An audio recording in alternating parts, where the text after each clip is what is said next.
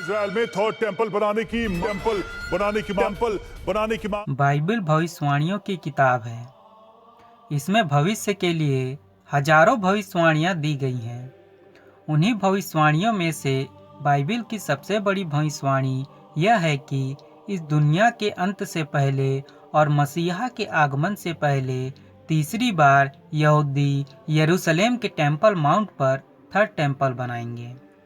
यह बाइबल की सबसे बड़ी भविष्यवाणियों में से एक है और यह इस बात का प्रमाण है बाइबल एकमात्र सच्चे परमेश्वर की ओर से है।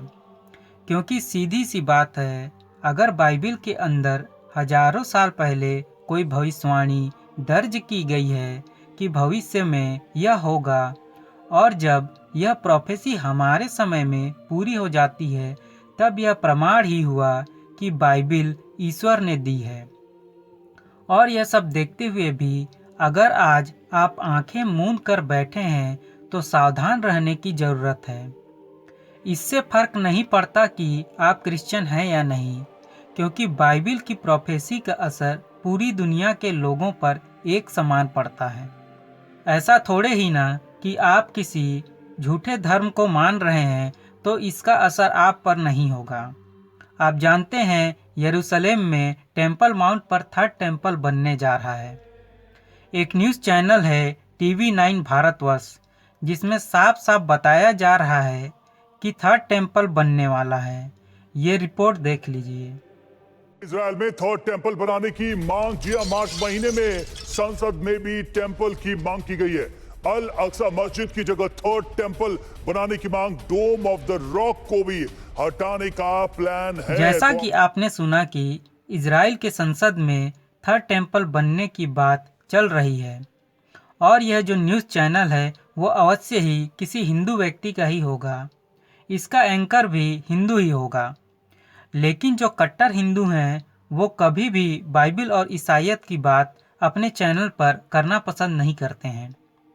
लेकिन आज जो यह न्यूज़ चैनल न्यूज़ दे रहा है वह ईश्वर की तरफ से पूरे भारत के निवासियों के लिए एक संदेश या कह लीजिए चेतावनी है कि अभी भी टाइम है, मेरे पास लौट आओ। लेकिन ये लोग परमेश्वर की ओर नहीं जाएंगे और आगे जाकर खड्ड में ही गिरेंगे।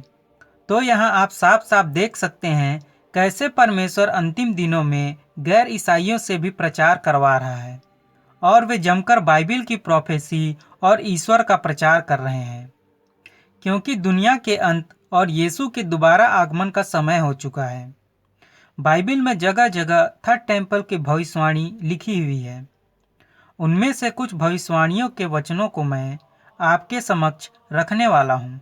थर्ड टेंपल के बनने से जुड़ी हुई प्रोफेसी दानियल के ग्रंथ अध्याय 9 वचन 24 में 70 सप्ताहों की भविष्यवाणी में बताई गई है।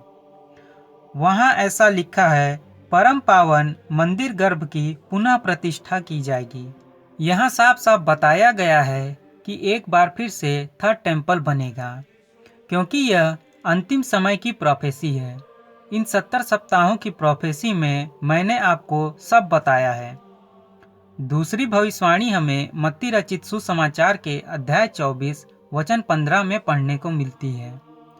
जब इस अध्याय में चेले यीशु से पूछते हैं कि युग का अंत और आपके आगमन का क्या चिन्ह होगा, तब यीशु ने उन्हें खुद वचन 15 में अंतिम दिनों का चिन्ह बताते हुए कहा है, जब तुम लोग मंदिर में उजाड़ का वह विभत्स दृश्य देखोगे जिसकी चर्चा नबी दानियल ने की, पढ़ने वाला समझ ले।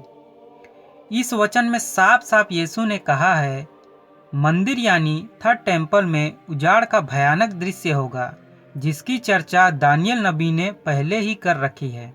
यानी जो दानियल नबी ने अध्याय 9 वचन 27 में कहा है कि आधे सप्ताह तक होम बलियां और नैवेद्य बंद रहेंगे और मंदिर के छज्जे पर घोर विभत्स मूर्ति की प्रतिष्ठा होगी।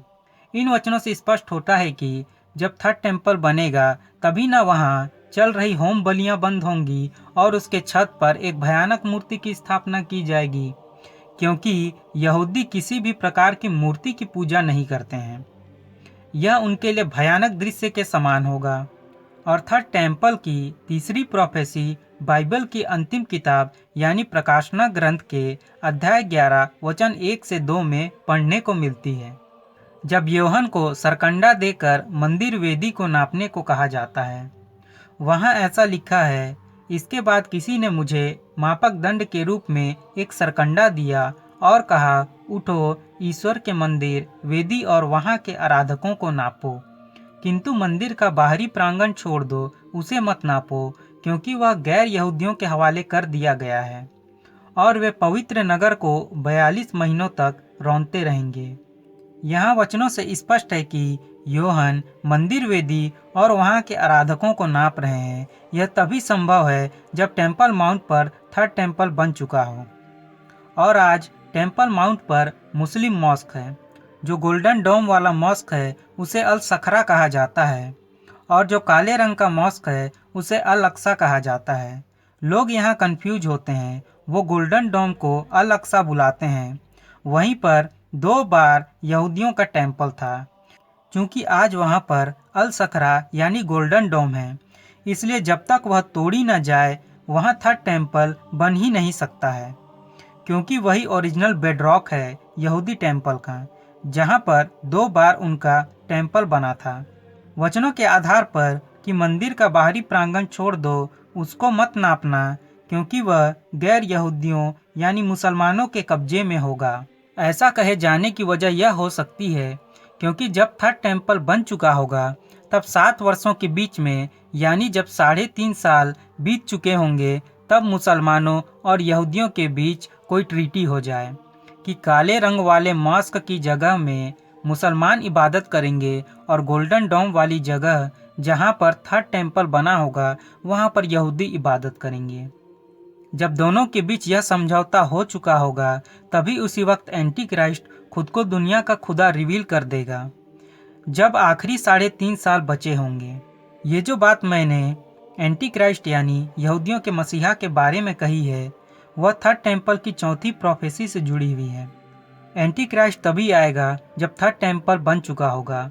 इस बारे में थेसलनिकियों के नाम लिखे दूसरे पत्र के अध्याय 2 वचन 3 से 4 में पौलुस कहते हैं, कोई आप लोगों को किसी भी तरह न बहकाए। वह दिन यानी दुनिया का अंत तब तक नहीं आ सकता जब तक पहले महान धर्म त्याग न हो जाए और वह पापी मनुष्य, विनाश का वह पुत्र प्रकट न हो, जो अपने घमंड में उन सबों का विरोध करता और उनसे अपने को बड़ा मानता है, जो देवता कहलाते या पूज्य समझे जाते हैं, यहाँ तक कि वह ईश्वर के मंदिर में विराजमान होकर स्वयं ईश्वर होने का दावा करता है।